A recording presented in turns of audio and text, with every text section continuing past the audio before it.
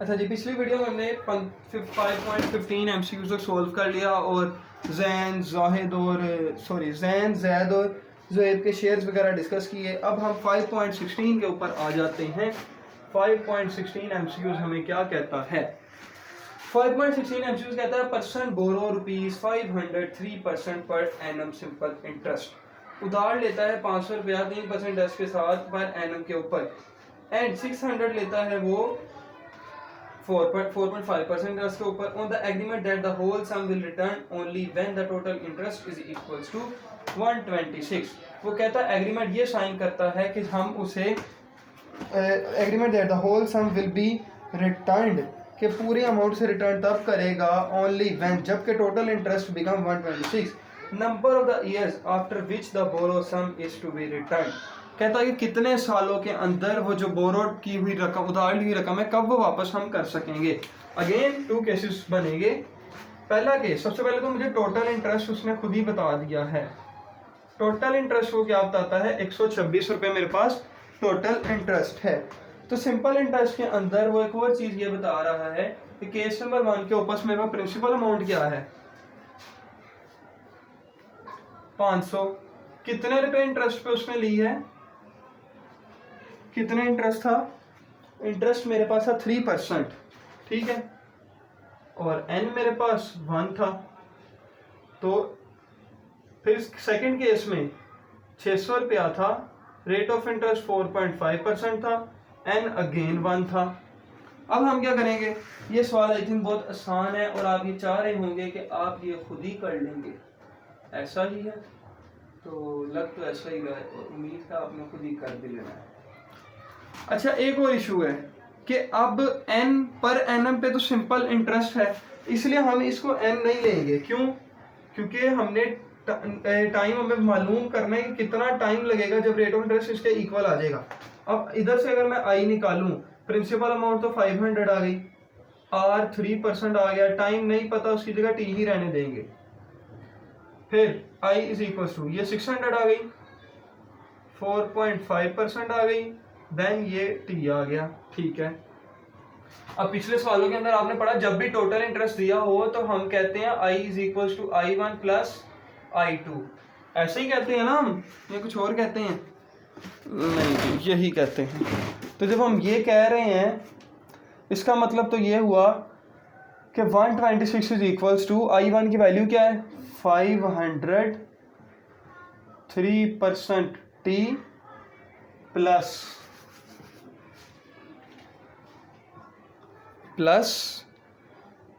600 4.5% into T, ठीक है जी, 4.5% into T. तो आगे ये कैलकुलेशन करके आपने टाइम खुद ही निकाल लेना है कैलकुलेटर की मदद से, और वो आप निकाल ही लेंगे जितना भी टाइम आएगा, ठीक है जी। नेक्स्ट हम अगले एमसीक्यूज की तरफ जाते हैं। 5.7 एमसीक्यूज में वो कहता है अ लैंड्स ए लैंड्स। अच्छा, ये आ लैंड नहीं लिखा हुआ, ए लैंड्स है। कहता है कि ए क्या करता है? लैंड उधार देता है 2500 टू बी को। अच्छा, ए ने अब उधार दिया है बी को 2500, ठीक है। तो बी के पास कितनी अमाउंट हो गई? 2500, and a certain sum to see at the same time 7% पर सिंपल इंटरेस्ट। सेम टाइम वो कहता है कि सी को भी कोई पैसे देता है, सर्टेन सम, एक वो सम उसे भी देता है 7% के साथ। आई इफ आफ्टर 4 ईयर्स, कहता 4 सालों बाद, 4 सालों बाद वो क्या करता है? ए आल टुगेदर, वो इकट्ठी रकम, इकट्ठा इंटरेस्ट रिसीव कर रहा है। वो याद रखें, उसने अमाउंट नहीं ली 2500 और जो सी को रकम दिया था वो वाली नहीं ली, उसने जस्ट इंटरेस्ट रिसीव किया है, ठीक है। 1120 रुपये फ्रॉम बी एंड सी, दोनों का उसने सम, वो दोनों का उसने क्या रिसीव किया था? उसने इंटरेस्ट रिसीव किया है। फिर वो कहता है then the land to the sum to the sea, कि वो सी को उसने कितने रकम दिए होंगे। अब सबसे पहले हम क्या करेंगे? फॉर बी, बी के लिए क्या कंडीशन थी? बी के पास प्रिंसिपल अमाउंट कितनी थी? 2500, उसका रेट ऑफ इंटरेस्ट भी 7% था, क्योंकि उसने कहा सेम, उसने लिखा है ना स्टेटमेंट के अंदर eight the same time 7% per annum, यानी इसका मतलब उसके लिए भी रेट ऑफ इंटरेस्ट 7% ही था। टाइम टी कितना था उसके पास 4 सालों का, तो मेरे पास आई कितना आ गया PRT। तीनों का आपस में कैलकुलेटर पे जरा मल्टीप्लाई करें और मुझे आंसर बताएं क्या आता है। बिल्कुल सही आंसर मेरे पास आ गया 700। ठीक है, ये बी का आ गया। अब फॉर सी के लिए तो मुझे नहीं ना पता प्रिंसिपल अमाउंट कितनी है, तो मैं अब उसकी जगह क्या लिख लूंगा x। रेट ऑफ इंटरेस्ट 7% है, डन। और मेरे पास p कितना है, वो भी 4 है, तो इसका i मेरे पास कितना आएगा। अगर मैं इन दोनों को मल्टीप्लाई करूं तो आई थिंक मेरे पास 0.28 आ जाता है, 0.28x। अगेन वही फार्मूला जो आप बचपन से यूज करते आ रहे हैं। फिर टोटल इंटरेस्ट, इसमें टोटल इंटरेस्ट कितना है is equal to I1 plus I2।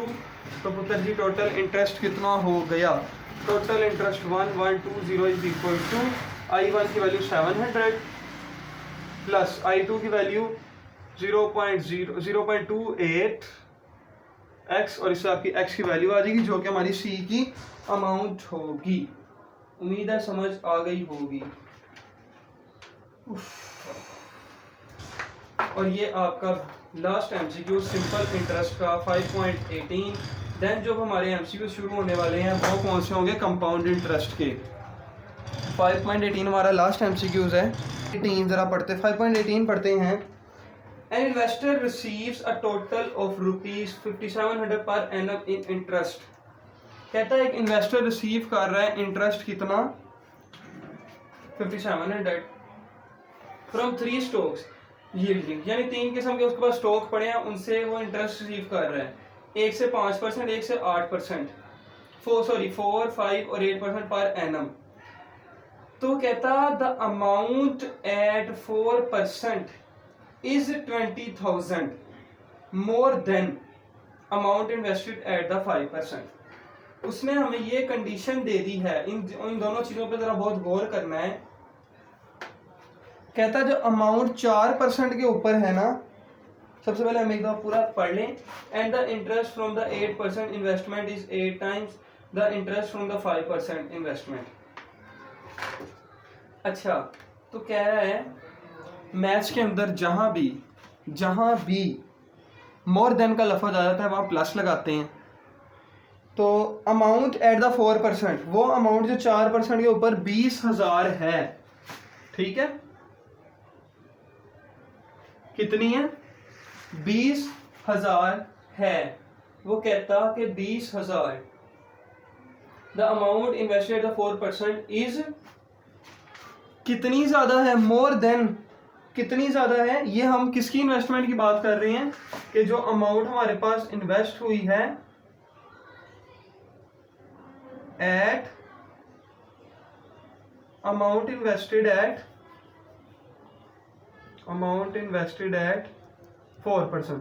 तो 4% के ऊपर मेरे पास कितनी अमाउंट इन्वेस्ट हो रही है 20,000 प्लस एक्स, क्योंकि मोर देन, अब उसने मोर देन अमाउंट नहीं कितनी बताई, उसने कहा more than amount invested at the 5% के 5% की इन्वेस्टेड से ज्यादा कि वो। अच्छा, हमें 5% की अमाउंट नहीं पता, इसलिए मैंने यहाँ इन्वेस्टेड की जगह 5% की जगह एक्स लिखा है, क्योंकि यहाँ 5% की अगर मुझे अमाउंट पता होती तो मैं यहाँ वो लिख देता, ठीक है।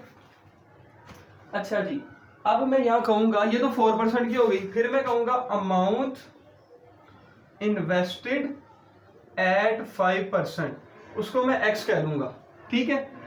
नेक्स्ट वो कहता है the interest from the 8% investment is 8 times.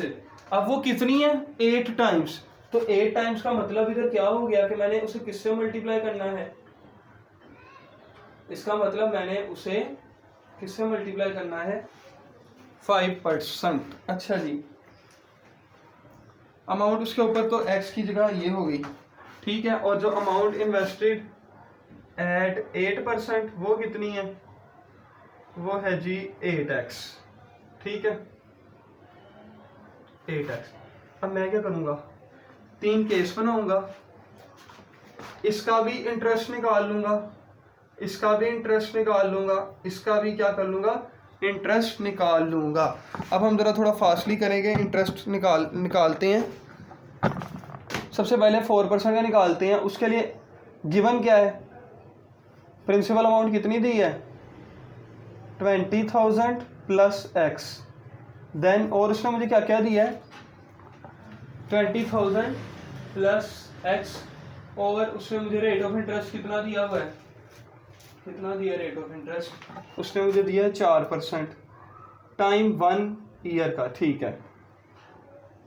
Second के लिए उसने मुझे अमाउंट कितनी दी है एक्स 5% का है, और ये आ गया जी 1, क्योंकि टाइम उसने 1 दिया है।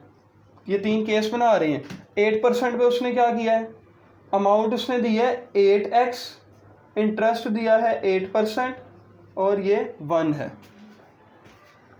ठीक है जी, यहाँ तक समझ आ गई है, उम्मीद है आपको।